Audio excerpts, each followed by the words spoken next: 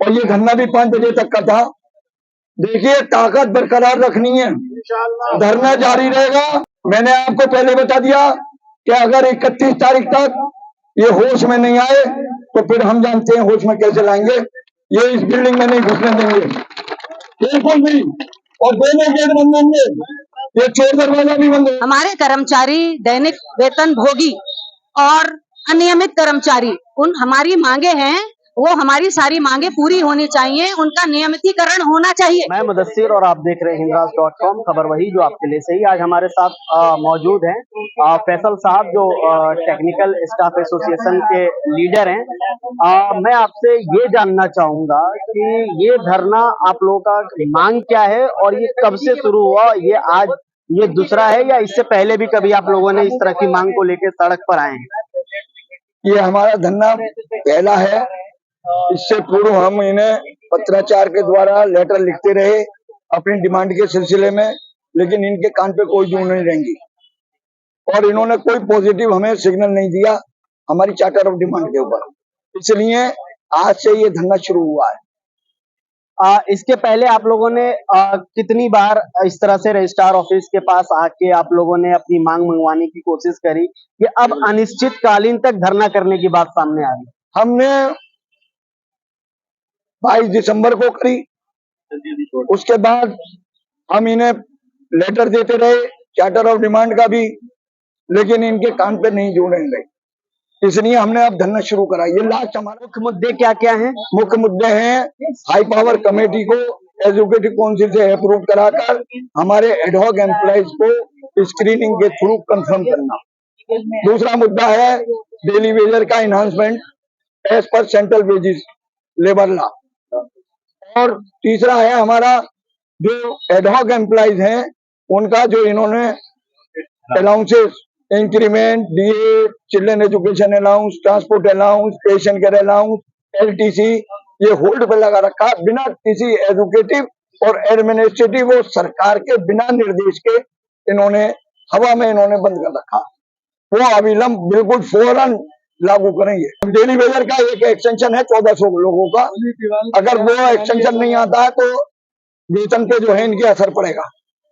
तो हमारा कहना यह है, नॉन मुस्लिमों का त्योहार है, 30 तारीख को एजेंडे में रखी है। हमारी मांग यह है कि 30 तारीख को 10 बजे जब एजुकेटिव काउंसिल उनको पास कर दे तो शाम को चाहे पूरा रात रजिस्ट्रार ऑफिस खोले, इनके ऑर्डर होने चाहिए और इनका वेतन बहाल होना चाहिए। दौरान वीसी चुनाव भी होने हैं, वीसी पैनल की लोग तैयारी भी कर रहे हैं और इस बार आप लोग 2 बार सड़कों पे उतर आए, तो क्या लगता है कि ये जो मौजूदा एक्टिंग वाइस चांसलर हैं, फिर आने वाले जो भी वाइस चांसलर होगा उनका एक अपना अलग प्रोसीजर है, तो क्या लगता है कि उससे पहले आप लोग बात मनवा पाएंगे या अगला कोई नया परमानेंट वाइस चांसलर आता है तो अब अपनी बात दमखम से रखेंगे? ऑफिशिएटिंग वाइस चांसलर को सारी पावर है, जो पावर उन्हें नहीं है वो तो वो इस्तेमाल कर रहे हैं। टीचर्स की सिलेक्शन कमेटी की पावर एजुकेटिव काउंसिल को है, तो वो सिलेक्शन कमेटी तो कर रहे हैं, और नॉन टीचिंग की पावर जो है वो वाइस चांसलर को है, वो इस्तेमाल नहीं कर रहे। ये सिर्फ एक बहानेबाजी है, हमें कोई मतलब नहीं परमानेंट आए या टेम्परेरी आए, कोई किसी चीज में कमी नहीं आ रही।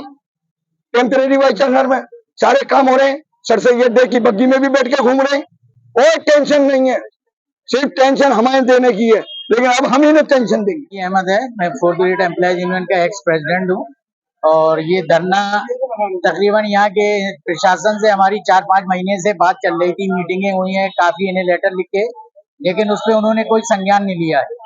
अब जब हालात इतने हुए कि जनरल बॉडी हमारी 23 तारीख को मीटिंग हुई थी, उसमें ये तय हुआ है कि हम अब धरना प्रदर्शन करेंगे, तो उसी को लेके उन्हें 48 घंटे का टाइम दिया गया था, जो कल समाप्त हो गया था। उसको लेके आज हम लोग धरने पे बैठे हैं। हमारे मेन मुद्दे जो है, बिंदु जो है, हमारे मेन डिमांड्स हैं, वो हमारे जो टेम्परेरी लोग हैं उनको कंफर्मेशन का है, और डेली वेजर का एक्सटेंशन का है, और डेली वेजेस के पैसे बढ़ाने का मसला है, और अलाउंसेस जो रुके हुए हैं, मेन अलाउंसेस रुके हुए हैं, जो टेम्परेरी हमारे कर्मचारी हैं उनको उन्होंने एक तरीके से फिक्स कर दिया है। अलाउंस बहाल हो, सारे अलाउंसेस बहाल होने चाहिए, प्रशासन से यही हुआ है। और ये चीजें प्रशासन के हाथ में है, ये कोई उन्हें यूजीसी या उससे कोई लेटर नहीं मंगाना, ना कोई बात नहीं करनी। अगर ये वो करते हैं तो आगे सोचा जाएगा, अगर नहीं करते हैं तो आगे बहुत बड़ा कदम उठेगा, यूनिवर्सिटी पूरी बंद कर दी ये जो जाएगी। मौजूदा वाइस चांसलर हैं, इनको पूरी पावर है हमारे मुद्दों को सॉल्व करने की, और 10 महीने इन्होंने जानबूझ के डिले किए हैं। गवर्नमेंट का ये कहकर के यूजीसी से परमिशन नहीं है, वो नहीं है, हालांकि यूजीसी से कोई भी लेटर ऐसा नहीं आया है। इन्होंने 10 महीने से हमसे सिर्फ झूठ बोला है, झूठ पे झूठ बोलते गए हैं, उस वजह से आम एम्प्लॉय में आक्रोश हुआ है। और ये जो इतनी भीड़ आप देख रहे हैं वो उनके झूठ की वजह है, जो 10 महीने से झूठ बोल रहे हैं और एम्प्लॉय को नुकसान पे नुकसान पहुंचा रहे हैं। देखिए, वीसी पैनल से हमें कोई मतलब नहीं है, हम नॉन टीचिंग एम्प्लॉय हैं। हमारी अपनी डिमांड है कि हमारा कंफर्मेशन होना चाहिए। 3500 एम्प्लॉय जो डेली वेजर और एडहॉक हैं, उनका कंफर्मेशन होना चाहिए। एक आदमी को 20-20 साल, 15-15 साल हो चुके हैं और ये एडमिनिस्ट्रेशन की गलती है कि उनको अभी तक कंफर्म नहीं किया गया।